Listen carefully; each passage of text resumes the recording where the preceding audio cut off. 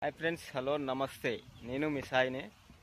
మనకు యూట్యూబ్ నుంచి ఇప్పుడు బాంబే వెలిసిందనమాట మ్యానిటేషన్ గురించి.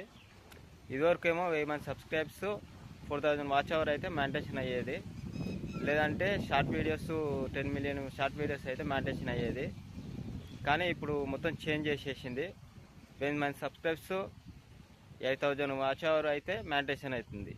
అదే షార్ట్ వీడియోస్ తీస్తే షార్ట్ వీడియోస్కేమో 20 మిలియన్ షార్ట్ వీడియోస్ వ్యూస్ వస్తే మ్యానిటేషన్ అవుతుంది అనమాట. అందుకనేసి ఇప్పుడు కొత్త రూల్స్లో మనం చేసుకోలేం కాబట్టి అందరికి ముందే చెప్తున్నాను.